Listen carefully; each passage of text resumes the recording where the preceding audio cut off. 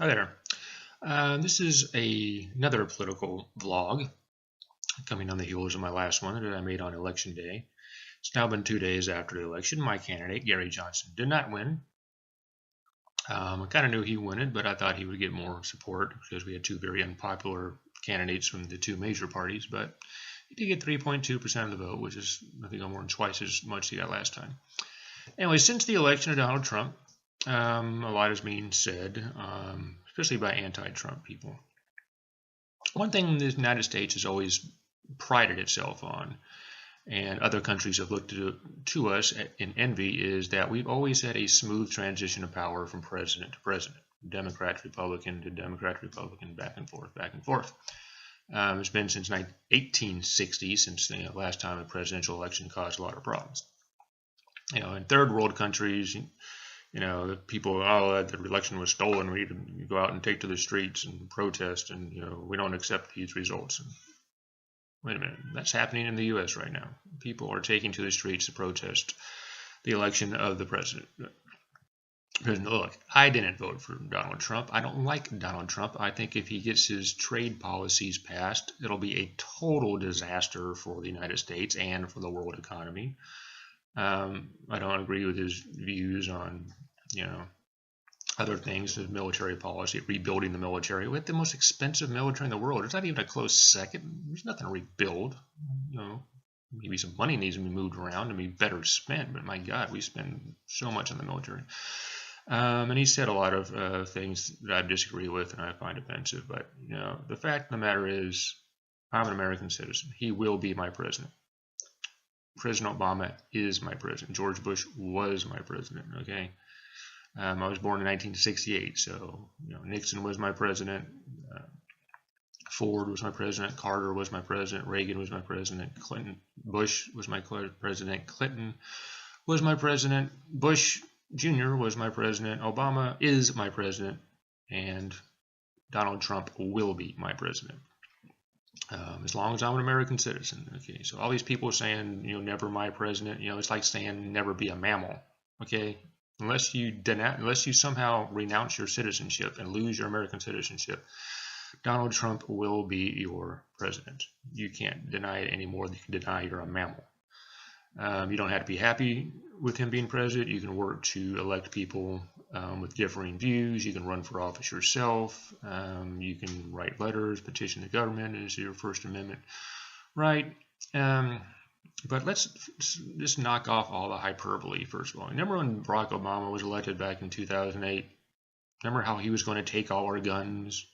Remember, the United Nations was going to come in and declare martial law and take our guns and lock us up in concentration camps and re-education camps. People have been saying that for 7 and almost 9/10 of the year. So if Barack Obama is going to take our guns and lock us up in a UN concentration camps, it's got about 2 months to do it. I don't think he can do it in 2 months. So I remember after President Obama was elected, people were spreading rumors about blacks going around beating up whites simply because they could, and then people were saying, "Oh, President Obama is only going to be the president for black people," and just a bunch of nonsense. And the thing is, people are saying the exact same thing about Trump. Oh, Trump's only going to be president for white people, and it's going to be legal to go around beating up transgender people, and he's going to what's he going to do? Repeal laws against assault? I mean, gay marriage, people go, oh, should gay people get married before Trump gets elected? What's he going to do? He can't override the Supreme Court. It's legal, okay? He's not a dictator. We have a Congress. We have a Supreme Court. Calm down. Relax. Deep breaths, okay?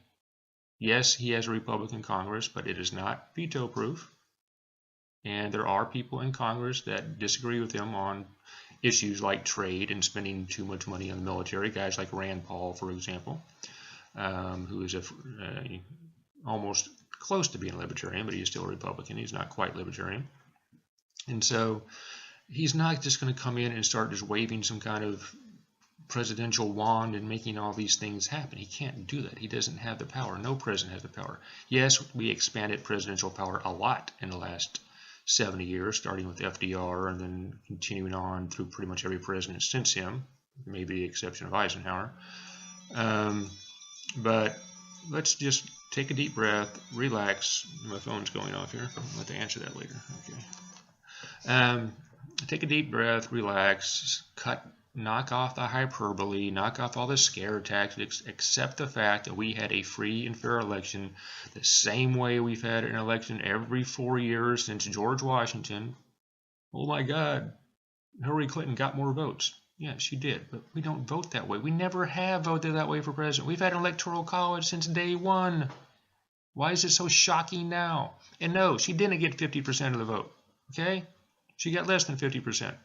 She got more votes than Trump, but that's not the way our system has ever worked. If you don't like it, petition your senator or congressman to propose a constitutional amendment to change it, okay? Anyway, so why was Trump elected? Lots of reasons. I'm not going to get into them, but keep in mind that Trump got fewer votes than Mitt Romney did 4 years ago. What does that say? Fewer people voted in this election than voted 4 years ago. So, blame the people who didn't vote. Don't blame the people who voted. Blame the people who didn't vote. So, but stay calm. Work to be the best American citizen you can. Try to do good things in your community. Be local. If you get involved in your city politics, your county politics, or parish politics, for those that's in Louisiana, and do what's best for your country. The old John Kennedy line: "Ask not what your country can do for you, but you can do for your country." Well, what can you do for your city, your neighborhood, your state? Set a good example for your kids. And for some of you, pick up a civics book for crying out loud. Anyway, I don't know if this will make any difference, but you never know. Anyway, I hope everybody has a great rest of the year. Great Thanksgiving coming up, great Christmas, and we put all this hyperbole and nonsense behind us. Just like we did 8 years ago. Well, some people put it behind them, and some people were still, up until this year, talking about UN concentration camps. But there's always going to be people like that, and we just have to ignore them. So learn to deal with the distractions and just do what's right for you. And peace.